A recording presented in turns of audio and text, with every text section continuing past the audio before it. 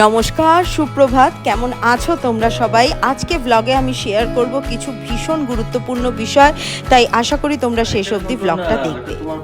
আর এতদিন পর অ্যানিকার school bag আবার রেডি।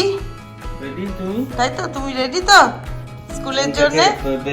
নতুন টিচার কিন্তু। দিয়াকে একটু বলো all the best Diyamoni, all the best for your second grade. তুমি বলো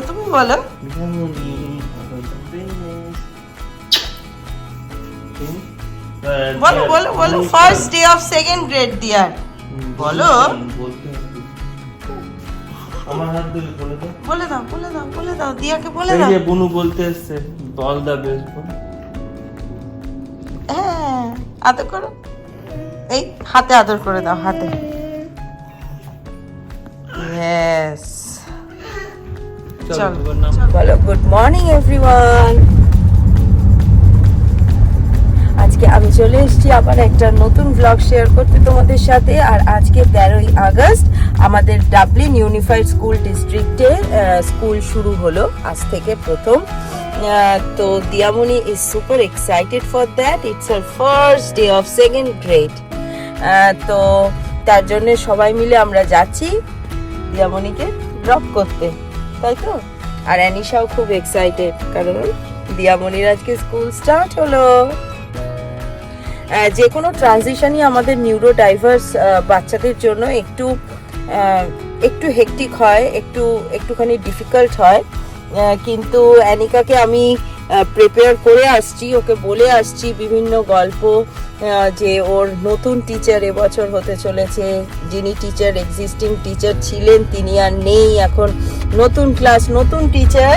কিন্তু তোমার ফ্রেন্ডসগুলো তো সব পুরনো ফ্রেন্ডস, ওল্ড ফ্রেন্ডস, তারা তো তোমাকে চেনে, তাই তো। আর টিচারের সাথেও কিরকম বন্ডিং হয় সেটাও দেখার। আজকের দিনটা একটু নার্ভাস থাকবো আমি ঠিকই। ফেভারিট কি? তাই না? ওটা উনি ছিলেন মিস অ্যাড্রিয়ান, আর এবছর আরেকজন মিস্টার আলেকজান্ডার বলে। উনিও খুবই ভালো এবং অ্যানিকার মুখ চেনে, অ্যানিকাকে চেনে। আমরাও এর আগে বহুবার এই টিচারকে দেখেছি, এই নতুন টিচারকে। তো দেখা যাক কিরকম বন্ডিং হয়। আজকের দিনটা একটু নার্ভাস থাকবো আমি, বাট আই গেস যে অ্যানিকা উইল ম্যানেজ, তাই তো। Yes, you are strong, yes you are smart. দেখি একবার এদিকে বলে দাও সবাইকে হাই, বলো হাই হাই। বাবা এরকম করে হাই করছে, থ্যাংক ইউ। আর আই লাভ ইউটা দেখিয়ে দাও কিরকম, মেরে দিলকে, ওটা দেখিয়ে দাও একটু। মেরে দিলকে দিলকে দিলকে ভি দিল মে হে তু। আবার প্রায় 2 মাস পরে আমরা সেই আমাদের চেনা স্কুলের রাস্তায়।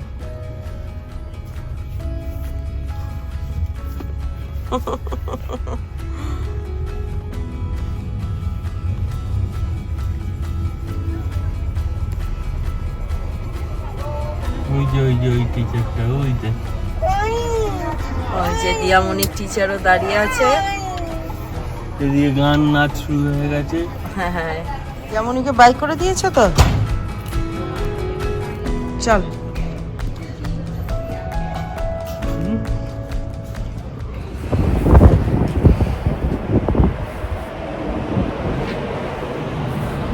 এতদিন যখন স্কুল খোলেনি, অ্যানিকা বাড়িতে এত বিজি স্কেডিউল থাকতো, ভাবতাম বাবা স্কুলটা খুললে হয়তো একটুখানি আমি একটু ফ্রি টাইম পাবো, যখন নিজের বিভিন্ন কাজগুলো সারতে পারবো, করতে পারবো। কারণ সমস্ত কিছু নিয়েই এতটা ব্যস্ততা, মনে হতো যে বাবা একটু ফ্রি টাইম পাবো স্কুলটা স্টার্ট হয়ে গেলে একবার। তো আজকে যখন ওকে স্কুলে দিয়ে এলাম, এখন কেমন যেন মনে হচ্ছে বাড়ি একদম শুনশান, চুপচাপ, অলরেডি মিস করছি আর কি। তো কিছুতেই শান্তি নেই, এতদিন যখন স্কুল স্টার্ট হচ্ছিল না, আমরা এখানে নেবারহুডে মায়েরা বিকেলবেলা একটু হাঁটাহাঁটি করি আর কি। তো তখন আলোচনা হয় যে হ্যাঁ, বাচ্চাদের স্কুলটা স্টার্ট হলে তাহলে একটু মা বাবাদের একটুখানি মানে রেহাই, বিশেষ করে মায়েদের। তো সেটাই তো সেটাই ভাবছিলাম। এখন তো বাড়িটা অনেকটা শান্ত চুপচাপ লাগছে। আর এই ছোটজন বড়জনকে পেলে তাহলে একটা পেয়ার আপ হয়, তাহলে একটুখানি বেশ দুজনের দুষ্টুমিটা জমে। একা একা কতটা দুষ্টুমি করবে, তো সেটাই ভাবছিলাম। আর কদিন ধরেই মনটা বেশ ভারাক্রান্ত, কারণ আমার শহর কলকাতা ভালো নেই। তিলোত্তমার বড় অসুখ এখন, এত নৃশংসতা, এত পাশবিক ঘটনা একটা ঘটে গেছে রিসেন্টলি, যার জন্য মায়েরা যাদের আমার বাড়িতেও দুটি মেয়ে আছে, মেয়ে সন্তান, তাদের কাছে এটা সত্যি মানে খুব ভয়ানক একটা ব্যাপার, যেটা গায়ে কাঁটা দিয়ে ওঠে। শুধু মা বলে নয়, যে কোনো মানুষের কাছেই যেভাবে এই আরজি করের ঘটনাটা ঘটেছে, এবং যেভাবে একটি ব্লুমিং ডক্টর, যাকে নিয়ে হয়তো তার বাবা মাও অনেক কষ্ট করে, অনেক আশা করে, অনেক স্বপ্ন দেখেছে যে বাচ্চাটিকে নিয়ে, সে মেয়েটি আজ বড় হয়ে যখন তার স্বপ্নের কাছাকাছি পৌঁছতে যাচ্ছে সবে, তখন যেভাবে যা পরিণতি হলো, সেটা ভাবলেও গায়ে কাঁটা দেয়। তো এটাই বলার মানে এটাই প্রার্থনা করব যে এই কঠিন থেকে কঠিনতম সময়টায় তার বাবা মা কিছুভাবে শক্তি পাক এই শকটাকে ওভারকাম করার। কিছুতেই সম্ভব নয় সেটা আমি জানি, কেন সন্তানের থেকে প্রিয় জিনিস বাবা মায়ের এই পৃথিবীতে আর কিচ্ছু হতে পারে না, কিচ্ছু না। মানে সন্তানের জন্য বাবা মা যা খুশি করতে পারে সন্তানের ভালোর জন্যে, এটা আমি বিশ্বাস করি। আমার মতন সব বাবা মারাই এটাই বলবে। তো প্রতিবাদ হোক, প্রতিবাদ করা উচিত। এরম একটা হেনাস ক্রাইম, এটার প্রতিবাদ সত্যি করা খুব দরকার। আর এমন শাস্তি হওয়া দরকার যে বা যারা এই ক্রাইমের সাথে যুক্ত, যাতে ভবিষ্যতে কখনো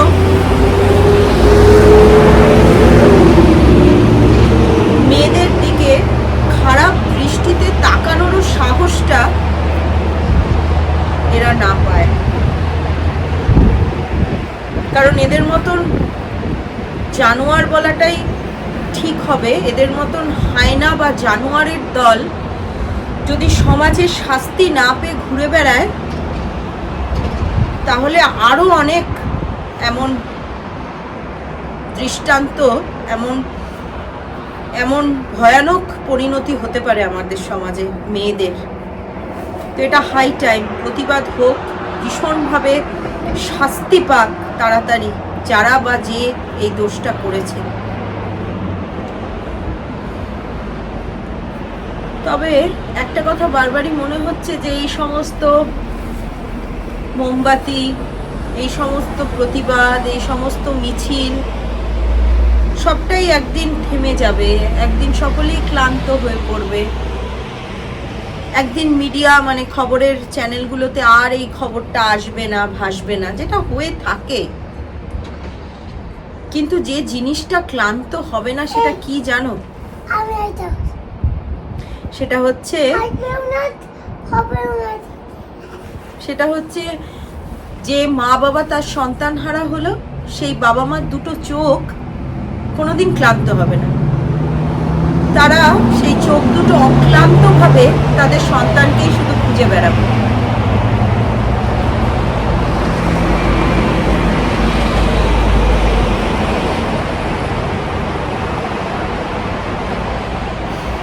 কি আর বলবো, মানে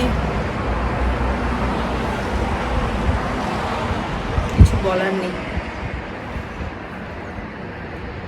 এটাই ভেবেছিলাম আজকে মানে সারাদিনটা তোমাদের সাথে একটু ব্লগিং করে তোমাদের সাথে মানে শেয়ার করব সারাটা দিন কি কি করছি। আজকে অ্যানিকার first day in 2nd grade, কিন্তু এই কথাগুলো বলতে গিয়ে মনটা ঠিক সায় দিচ্ছে না, ভালো লাগছে না এখন।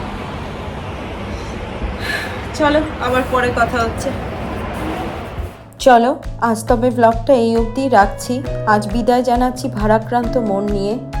আশা করছি আবার খুব শিগগিরই দেখা হবে নতুন কোনো একটা ব্লগ নিয়ে, নতুন এক সকালে, যে সকালে থাকবে শুধুই আশার আলো, আনন্দের বার্তা। Bye everyone, see you again in a new blog. আর ততক্ষণ সকলে খুব ভালো থেকো, আনন্দে থেকো, সাবধানে থেকো, নিজেদের মানুষকে আগলে রেখো।